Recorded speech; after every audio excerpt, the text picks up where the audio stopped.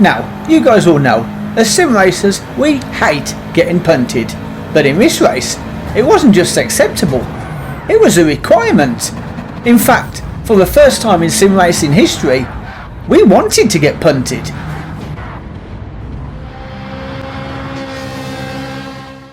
For those of you that may be a little confused, this was another one of the races from Sparks Theory's community race event. This particular one was called Relay and it was held at Interlagos. Now the rules, quite simple. In our teams we would line up on the starting grid with the first player in each team going and doing 2 laps. They would hand over then to the second team member and they would do 2 laps. And once they had completed their 2 laps, the third and final team member would go, only this time they had to do 3 laps. Now all that's quite simple, but how do you actually hand over to your next teammate? Well, that was where the fun comes in, because quite frankly, we just slammed into the back of our teammates. No, honestly, we did. And once everybody was lined up on the grid, all we had to do was wait for Sparks, who was driving the safety car, to come past us, and the race was on. Well, that was once Sparks had finished mucking about and driving like a pleb. However, I will say, Sparks, this was one of the best moves I've ever seen in a race, and possibly the only time that you will ever do a 15-car overtake. And with Sparks out of the way, the race was on, and unusually for the first turning at Interlagos, it was all quite clean. Well, I say clean. There was a little bit of blatant corner cutting, but it wasn't bad, especially considering we had no rules. And I really do have to applaud the guys here, because for the first lap this was absolutely stunning racing. The Water for Team Red in the lead, closely followed by everybody. The guys behind were also close and it really was some great racing. A little bit of shoving and swapping paint, but hey, it's Interlagos.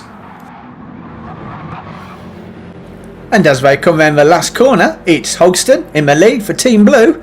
Meanwhile, all the other teammates move out the way to let the guys through to start their second lap. You know, thinking about it, maybe blocking there would have been a good strategy. I'll have to remember that for next time.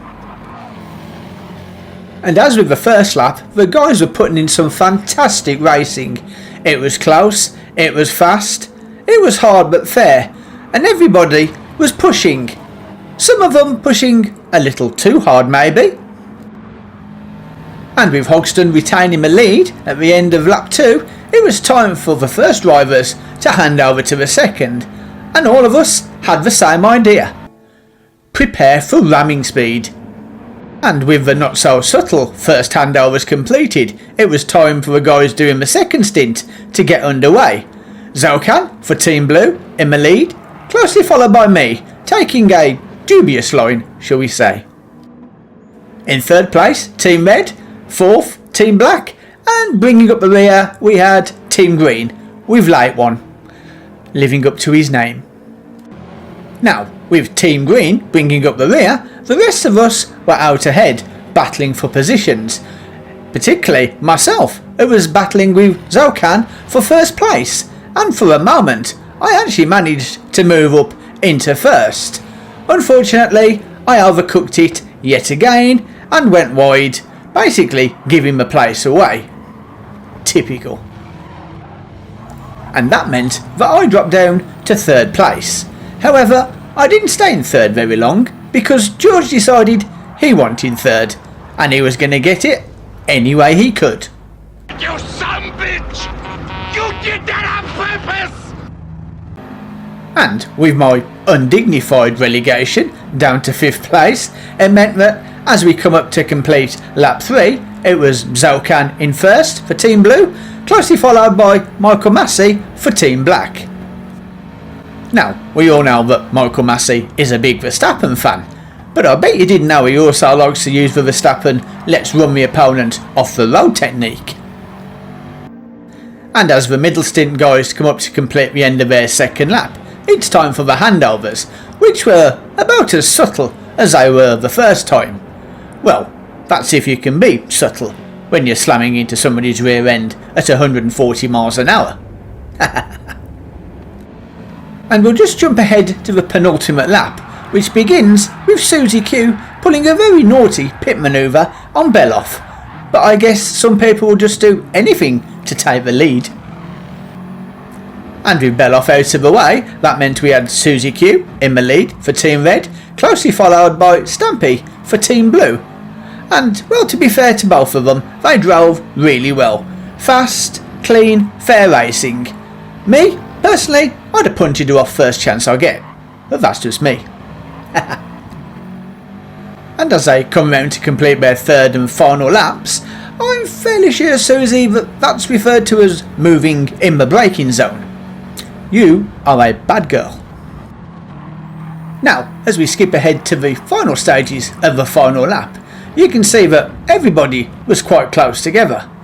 In fact, at this point, there was less than a second and a half between all 5 drivers, so if you needed to make a move, you had to make one pretty soon, and that's exactly what Team White did, with a quite despicable punt to allow themselves to move up 2 places.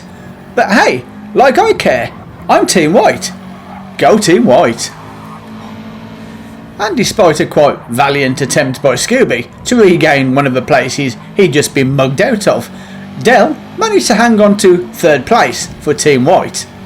And as we catch up with the leaders, you can see it's Susie Q out in front, taking a win for Team Red, followed by Team Black, Team White, Team Green, and Team Blue somewhere still out on the field. See, I told you, the only time 15 sim racers will ever all want to get punted. Now, if you did enjoy this video, please consider hitting those like and subscribe buttons. It does really help out the channel. I will also say that there are more videos coming which featured in Sparks' live stream. I will put the link to that down in the description for you. Thank you for watching, and I will see you guys in the next video. For more great videos like this one, follow this link. Thank you for watching, and I will see you in the next video.